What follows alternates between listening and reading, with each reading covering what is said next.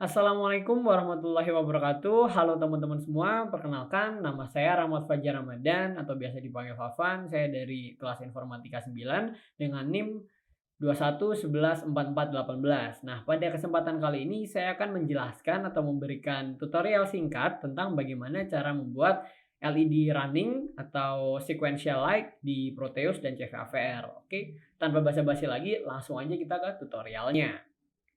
Oke, jadi kita sudah membuka file project yang kita miliki. Nah, di sini kita akan memasang 8 buah LED dan satu buah Atmega 32. Nah, di sini saya juga menghubungkan LED-LED ini ke port D ya. Jadi semuanya kecolok di port D.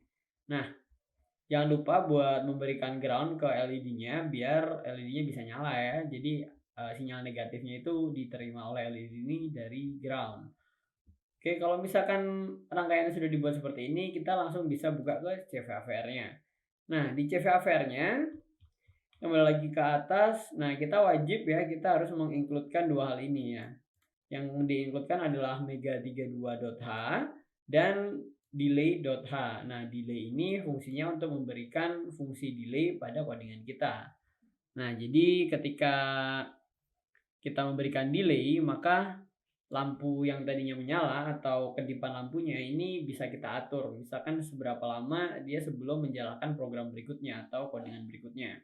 Nah, kita lihat di sini codingan saya buat seperti ini. Saya membuat satu percabangan dengan if else. Kenapa saya membuat percabangan? Karena di sini saya ingin membuat lampunya itu menyala semua pada saat pertama kali dinyalakan. Jadi pada pertama kali dinyalakan lampunya akan menyala semua dulu. Ketika lampu sudah menyala semua, nah maka baru lampu ini akan berkedip secara sekuensial atau secara running lah gitu ya, running LED gitu ceritanya.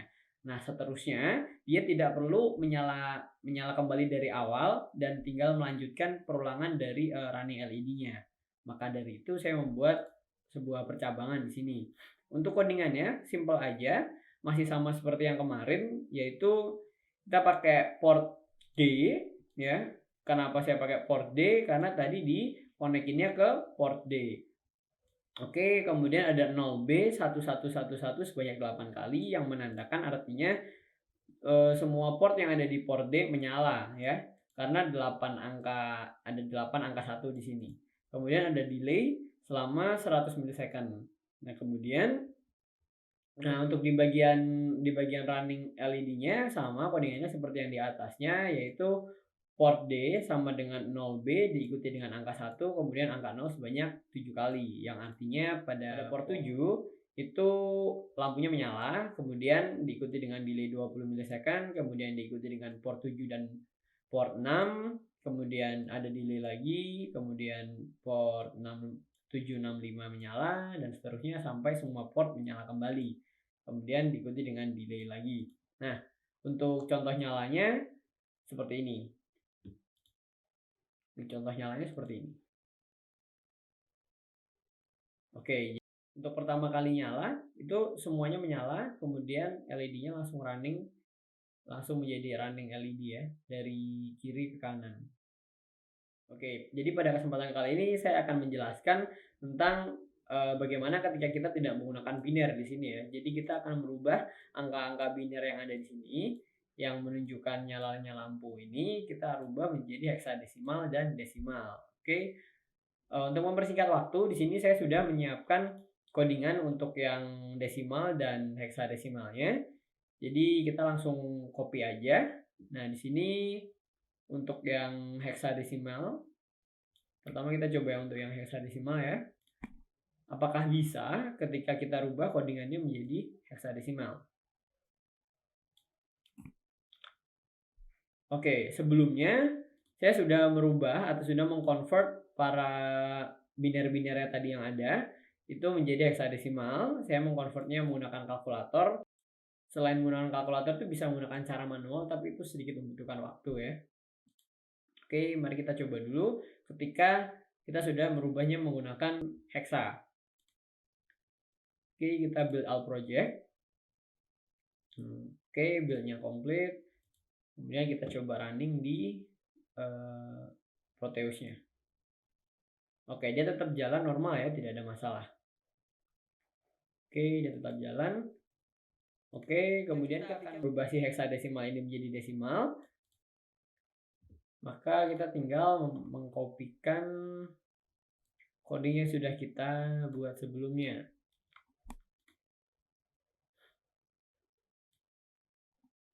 Ini ya. Oke. Kita build out project lagi. Oke, terus kita buka Proteusnya dan kita running. Oke, dia berjalan normal tanpa ada masalah, sama hasilnya ya. Untuk mengkonvert dari biner menuju ke heksadesimal, karena di sini saya menggunakan kalkulator, jadi di sini kita copy saja untuk bilangan binernya tanpa yang 0B ya. 0B ini adalah kode khusus kalau misalkan kita akan menggunakan biner di codingan kita. Jadi agar sistem tahu kalau misalkan angka yang kita taruh di belakang ini adalah biner, maka perlu ditambahkan kode 0B. Oke, kita masuk ke kalkulatornya. Di sini saya menggunakan N-Calculators. Di sini saya merubah dari biner to hex ya, hex conversion. Oke, kita taruh di sini bilangan binernya. Lalu kita generate word. Oke, nah ini sudah keluar hasilnya bahwa 11111 sebanyak 8 kali, hexnya adalah FF. Oke, kita lihat untuk caranya. Nah, caranya adalah kita harus memisahkan angka 1 ini yang sebanyak 8 menjadi 2, menjadi 4, menjadi 44. Kemudian kita cari terjemahannya untuk 111 itu apa di heksadesimal. Nah, ketika kita sudah mendapatkan terjemahannya, ternyata terjemahannya adalah 2 kali huruf F. Begitu juga dengan bilangan-bilangan biner yang lain. Misal kita ambil contoh lagi. Misal yang ini ya. Masukkannya 1000, kemudian kita masukkan ke sini, kemudian kita generate lagi.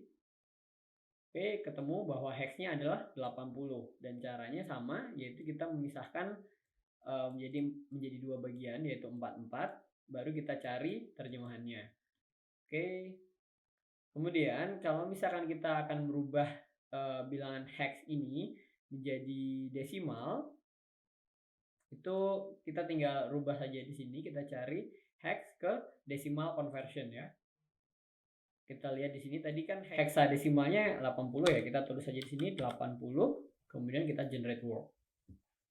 Oke, ketemu bahwa desimalnya adalah 128. Dan kita cek di sini yang bagian desimal.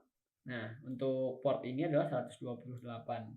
Kemudian caranya atau cara manualnya adalah seperti ini. Nah, jadi 80 itu karena heksadesimal itu adalah 16 ya, total jumlah angka dan hurufnya ada 16, maka di sini 80 adalah 8 dikali 16 pangkat 1 ditambah 0 dikali 16 pangkat 0.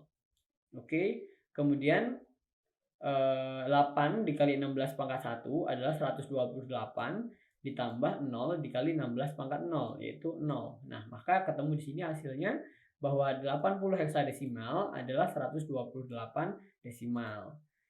Begitu juga dengan angka-angka yang lain untuk konversinya.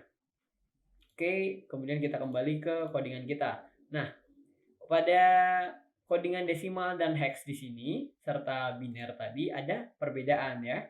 Bahwa kalau di biner tadi kan sebelum angkanya ada kode yang bertuliskan 0B ya. Seperti ini ya, 0B.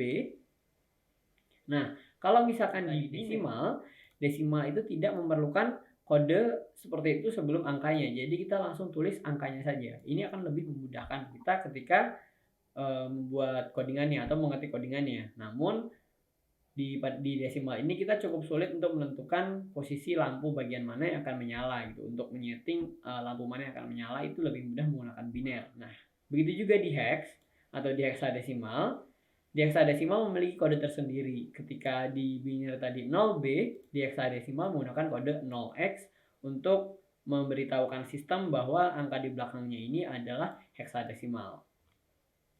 Oke, saya rasa seperti itu dulu untuk penjelasan kali ini. Kita bertemu lagi di video penjelasan selanjutnya. Sampai jumpa.